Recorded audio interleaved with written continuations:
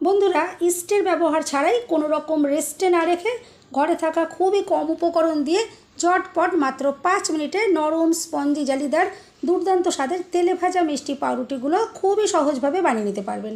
বাচ্চাদের school tiffin বা সকালের জলখাবারের জন্য তৈরি করে নিতে পারেন। চায়ের সাথেও কিন্তু খুবই ভালো লাগবে।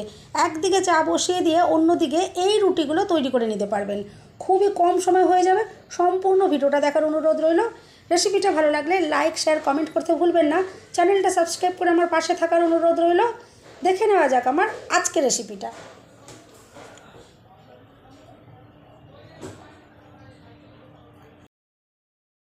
নমস্কার বন্ধুরা, আমি পাপড়ি পদাবতী ফুড ক্রিয়েশনে আপনাদের সবাইকে স্বাগত। একটা বোলের মধ্যে প্রথমেই আমি নিয়ে নিচ্ছি 2 কাপ ময়দা আর দিয়ে দেব 2 চামচ চিনি। আমি এখানে মিষ্টির পরিমাণ একটু কম ইউজ করেছি, আপনারা চাইলে কিন্তু এখানে আরও 1 চামচ চিনি দিতে পারেন। এরপর দিয়ে দিচ্ছি স্বাদ মতো নুন। শুকনো উপকরণ আমি চামচ দিয়ে একটু এভাবে নাড়াচাড়া করে ভালো করে মিশিয়ে নেব। এরপর আমি এখানে দিয়ে দিচ্ছি 2 চামচ টক দই আর দিয়ে দিচ্ছি 1/2 চামচ বেকিং পাউডার। আর অবশ্যই কিন্তু টক দই আপনারা ইউজ করবেন, তবেই কিন্তু পাউরুটিগুলো নরম তৈরি হবে। এরপর দেখুন এভাবে একটু ভালো করে আমি মিশিয়ে নেব।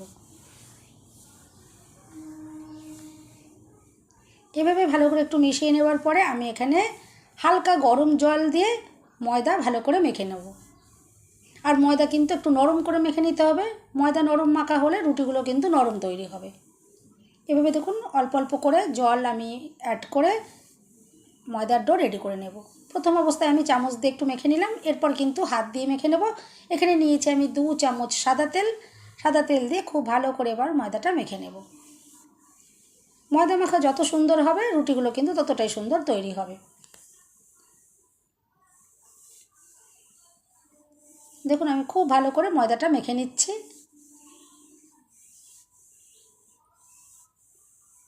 ঠিক এভাবেই ময়দাটা খুব সুন্দর করে মেখে নিতে হবে।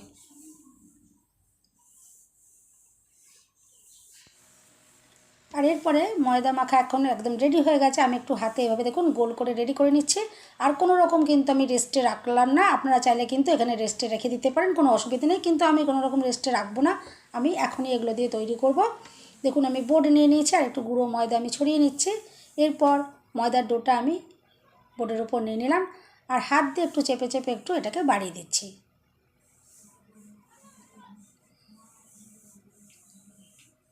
এভাবে দেখুন একটু গুঁড়ো ময়দা আমি আবারও ওপরে ছড়িয়ে দিলাম আর একটু হাত দিয়ে বাড়িয়ে দিলাম। এরপর আমি ছুরি নিয়েছি, ছুরি দিয়ে আমি এগুলো কেটে নিচ্ছি। আপনারা চাইলে কিন্তু হাত দিয়ে লেচি তৈরি করে নিতে পারেন। আমি এভাবে ছুরি দিয়ে এটা 5টা টুকরো করে কেটে নেব। 5টা রুটি এখান থেকে তৈরি হয়ে যাবে।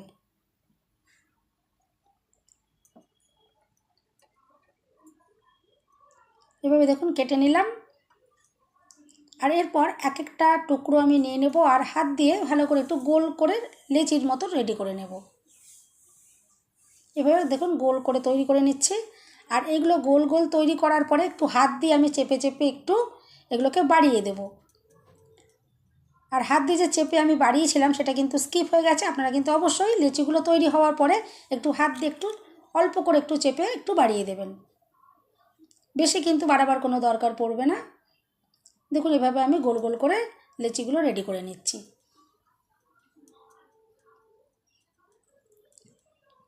সব কটা দেখুন লেচি এখন একদমই রেডি করে নিলাম আমি। আর হাত দিয়ে কিন্তু একটু চেপে আপনারা বাড়িয়ে দেবেন। দেখুন এটা আমি একটু হাত দিয়ে যে একটুখানি চ্যাপটা করে দিয়েছি, আমি আশা করছি আপনারা দেখে বুঝতে পারছেন। এরপর গ্যাস জ্বালিয়ে আমি একটা ফ্রাই প্যানে কিছুটা পরিমাণে তেল দিয়ে দিয়েছি, সাদা তেল। আর সাদা তেলেই কিন্তু এটা তৈরি করবেন, খেতে সুন্দর লাগবে। আর সাদা তেল কিন্তু হালকা গরম করতে হবে আর গ্যাসের ফ্লেম একদম লোতে রেখে এখন রুটিগুলোকে ভেজে নিতে হবে। আমি একে একে দেখুন রুটিগুলো তেলের ভেতরে দিয়ে দিচ্ছি। আর তেলটা কিন্তু আপনারা দেখে বুঝতেই পারছেন একদমই কিন্তু হালকা অবস্থায় গরম করেছি আমি, বেশি কিন্তু গরম করিনি। বেশি তেল গরম হয়ে গেলে এটা কিন্তু চট করেই কালার চলে আসবে আর তাহলে আর ভেতর থেকে কিন্তু কাঁচা থেকে যাবে, খেতে কিন্তু একদমই ভালো লাগবে না।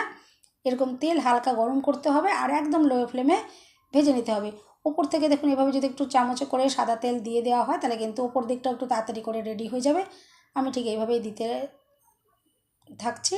আর একটা সাইড যখন কিছুটা হয়ে আসবে তখন এটা উল্টে দেওয়া যাবে। দেখুন আর এগুলো উল্টে পাল্টে বেশ সুন্দর কালার করে আমি ভেজে নেব।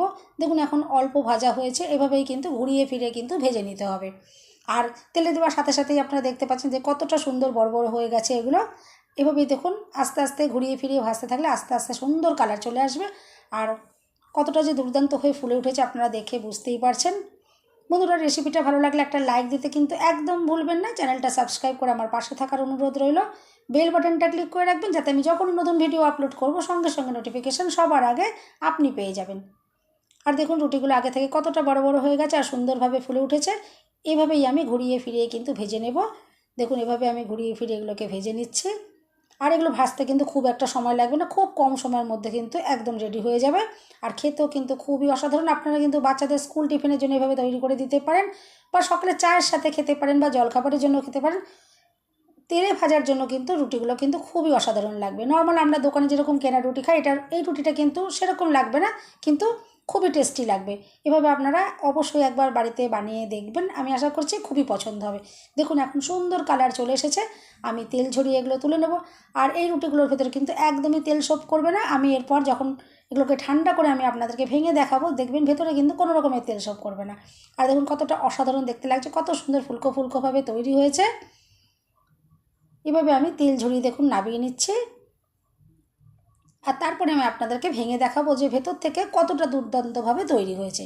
আর খেতেও কিন্তু বন্ধুরা খুবই টেস্টি। দেখুন এখন এগুলো আমি নামিয়ে নিয়েছি আর ঠান্ডা করে নিয়েছি। আর দেখুন কতটা যে ফুলকো ফুলকো হয়েছে, নরম তুলতুলে হয়েছে। অবশ্যই কিন্তু আপনারা টক দই ব্যবহার করবেন, নরম তুলতুলে তৈরি হবে। দেখুন কতটা সুন্দরভাবে তৈরি হয়েছে।